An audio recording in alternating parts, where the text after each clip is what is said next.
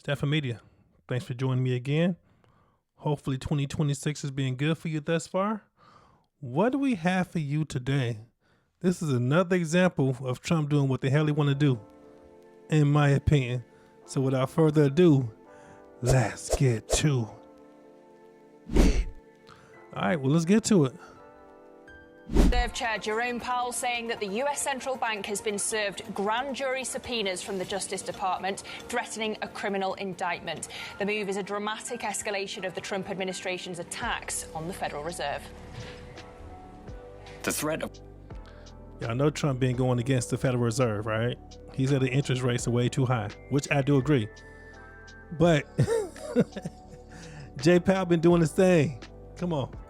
Criminal charges is a consequence of the Federal Reserve setting interest rates based on our best assessment of what will serve the public, rather than following the preferences of the president. This is about whether the Fed will be able to continue to set interest rates based on evidence and economic conditions, or whether instead monetary policy will be directed by political pressure or intimidation.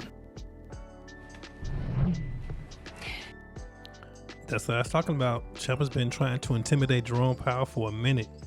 He wants him to do what he says, and he's going by what he thinks needs to be done as far as Jerome Powell. Once again, he's been doing a good job, in my opinion. I follow the stock market very closely. Granted, interest rates are high, but it is what it is. But you can't just hit a button and lower them down. You can't do that either. Donald Trump insists he had no knowledge of the DOJ's investigation into the central bank. We can get more now. Trump is lying. You know he's behind this. You know he is. Bloomberg's Rosalind Matheson. Ros, good morning. Just remind us what exactly Powell's being accused of here, and how likely is it that the Fed chair is actually ousted? Well, this goes back to those allegations from previously about this extensive renovation of Federal Reserve buildings and the allegation potentially that Powell maybe misled Congress in his testimony about it. Of course, the Trump administration has been annoyed by the cost of this renovation, which has blown out. I mean, the Fed says it's a consequence of higher costs than expected for things like labor and materials. This is being led, obviously, by the U.S. Attorney's Office. We know that the U.S. Attorney General, Pam Bondi, has directed our officers to look at cases of potential taxpayer misuse. And this particular case is being run by the US Office for the District of Columbia. The question is, how long does it take for this investigation? Trump says, subpoenas not related to rates, Trump. No, I wouldn't even think of doing it that way. What should pressure him is the fact that rates are far too high, which I agree. That's the only pressure he's got. Yeah, right. You know Trump is behind this. To go for, because Powell's term as chair does end in May. Is this more about trying to make sure he leaves the Fed entirely because his time as governor isn't up until 2028? Are they trying to ensure his departure from the Fed in entirety? Of course, you saw that very robust statement from Powell saying he's being punished essentially for doing his job, the Fed essentially doing its job in trying to be independent in setting interest rates. That doesn't sound like someone who's about to back down. Fed served with subpoenas. The Department of Justice threatens criminal indictment. Powell, action related to June congressional testimony on Fed headquarters renovations. Trump has repeatedly called for aggressive rate cuts, argues Fed should act. Potentially, we're in for a really big fight here again between Powell and the administration. And Ros, as well as the Fed decision later this month, we're also, of course, expecting the Supreme Court to take up the Lisa Cook case, and we're expecting the president to name Powell's successor. So what's the latest on all of those?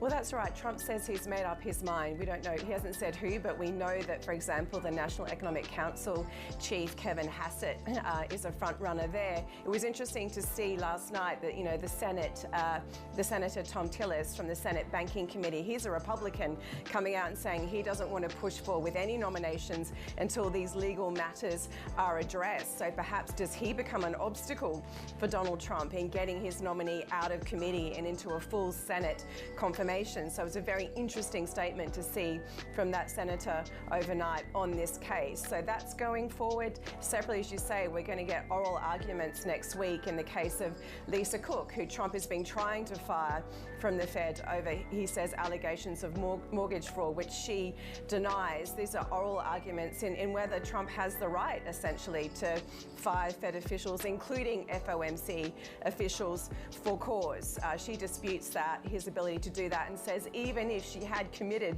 the things they say she had, they were done in a private capacity before her time at the Fed. Therefore, there can't be an issue of for cause. So we're going to get oral arguments on that next week. That's going to be very interesting to see in terms of, again, a look at just the reach and the ability and the influence potentially of this Trump White House.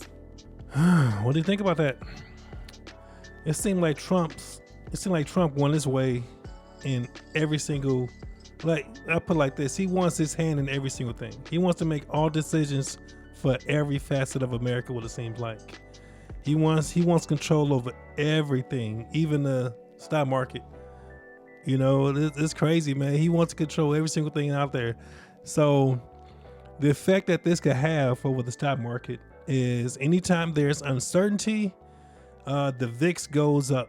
The VIX is the fear and greed index. Anytime there's something in the world that shows uncertainty, the VIX spikes up, which means the stock market is less stable.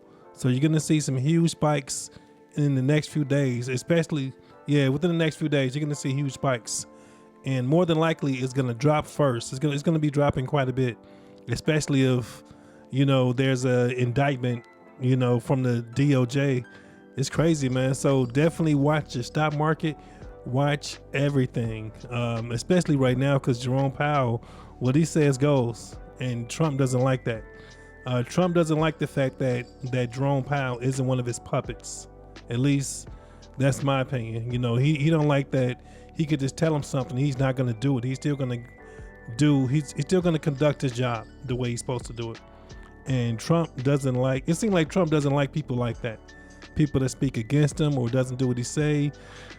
He tends to have a problem with those people. So Jerome Powell isn't going to be banned anytime soon. So it looks like it's going to be a subpoena for it. This is crazy. I never seen this coming. But we're gonna watch this closely as well. But like I said, pay attention to the stock market. It'll probably drop significantly tomorrow. The futures are probably already getting beat up. I'd imagine the futures is what's happening like overnight. They're probably getting hammered right now, I would imagine, because I haven't looked it up yet, but I'm pretty sure it is. So the stock market will most likely drop tomorrow, and maybe even a day after that. Watch your options and watch your trades. But like I said before, if it drops, just buy more of it. This is not financial advice. It's what I would do. You're getting a cheaper price, so just look out for that. But anytime this is uncertainty, the stock market will be making huge moves, either all the way up or all the way down. Most likely down for the time being. But with that said, this can be a nice quick video. All right, do me a favor, subscribe to the channel right there. Watch that video, like that video, and we'll be good. All right, I'm out of here. Goodbye.